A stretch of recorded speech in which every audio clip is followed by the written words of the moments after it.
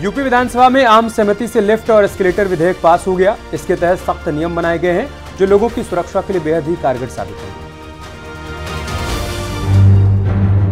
सच बताऊं तो हमने अपने विभाग से पूछा कि वर्तमान में कितनी लिफ्ट अपने राज्य में चल रही होगी, कोई आंकड़ा नहीं।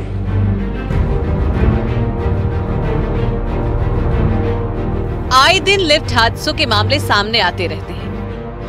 हादसों को लेकर गहरी चिंता जताई जाती थी। इसी के साथ ठोस कानून की जरूरत पड़ने लगी थी। यूपी सरकार हादसों के रोकथाम के लिए काफी समय से प्रयासरत थी। योगी सरकार ने लिफ्ट में लोगों की सुरक्षा और रखरखाव के लिए कानून बनाने के निर्देश दिए थे और अब जाकर उत्तर प्रदेश की विधानसभा ने लिफ्ट एंड एस्केलेटर बिल को पास कर दिया है। इसके तहत कई सख्त नियम बनाए गए हैं। शुक्रवार को उत्तर प्रदेश के ऊर्जा मंत्री अरविंद कुमार शर्मा ने सदन में लिफ्ट विधेयक पेश किया। इस विधेयक को पूरे सदन ने सर्वसम्मति से पास कर दिया गया। उत्तर प्रदेश लिफ्ट एवं एक्सकेलेटर विधेयक 2024 को एक प्रवर समिति के सुपुर्द कर दिया जाए जो अपना प्रतिवेदन 1 माह के भीतर प्रस्तुत करे। जो माननीय सदस्य के पक्ष में हो कृपया हाँ कहें, जो माननीय सदस्य के विरोध में हो कृपया नहीं कहें। नए की संख्या अधिक है, अतः प्रस्ताव अस्वीकृत हुआ। प्रश्न यह है कि उत्तर प्रदेश लिफ्ट और एक्सकेलेटर विधेयक 2024 पर विचार किया जाए। जो माननीय सदस्य के पक्ष में हो कृपया हाँ कहें, जो माननीय सदस्य के विरोध में हो कृपया नहीं कहें। हाँ की संख्या अधिक है, अतः प्रस्ताव स्वीकृत हुआ। इस एक्ट के मुताबिक घरेलू लिफ्ट को छोड़कर बाकी सभी जगहों पर लिफ्ट ऑपरेटर रखना अनिवार्य होगा। अब से उत्तर प्रदेश में किसी भी बहुमंजिला बिल्डिंग में लिफ्ट या एस्केलेटर लगाने के लिए इजाजत लेनी होगी और विद्युत सुरक्षा निर्देशालय में रजिस्ट्रेशन करवाना होगा। नए नियमों के मुताबिक थर्ड पार्टी इंश्योरेंस करवाना, ऑटो रेस्क्यू डिवाइस लगाना जरूरी होगा।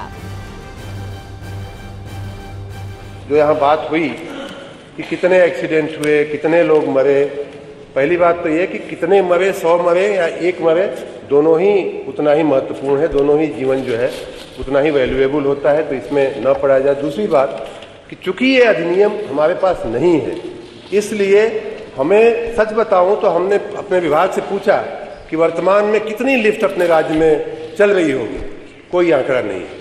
कितने एक्सीडेंट हुए, शायद उसका भी कोई स्पेसिफिक हमारे पास आंकड़ा नहीं होगा। पुलिस स्टेशन हमें जा करके इकट्ठा करना पड़ेगा।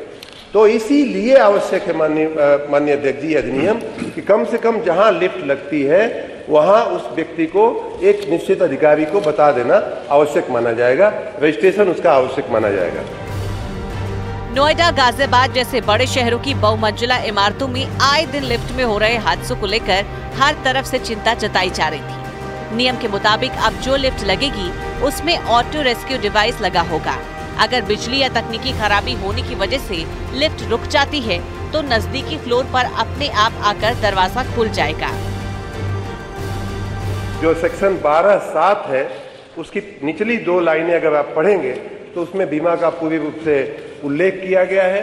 और तीसरी और अंतिम बात माननीय अध्यक्ष जी ये है कि इसमें बहुत सारी बातें ऐसी हैं और बहुत सारी चीजें ऐसी हैं, जैसे आपने कहा कि बहुमंजिला बिल्डिंग है, बिल्डर ने बनाया, लोगों को बेच दिया, बिल्डर अपना भाग गया, तो किसी न किसी की जिम्मेदारी तो सुनिश्चित करनी पड़ेगी। ये आवश्यकता इसलिए अधिनियम की है कि हम वो जिम्मेदारी सुनिश्चित करने के लिए, आपने शायद पढ़ा नहीं लेकिन हमने ऑलरेडी ये कहा हुआ है कि जो और बारीकियां हैं, जो और डिटेलिंग जिसको कहते हैं, वो हमारे नियमों में आएगी। उत्तर प्रदेश में लिफ्ट एक्ट लागू होने के बाद सबसे बड़ा फायदा गौतम बुद्ध नगर और गाजियाबाद जिले के लोगों को मिलेगा।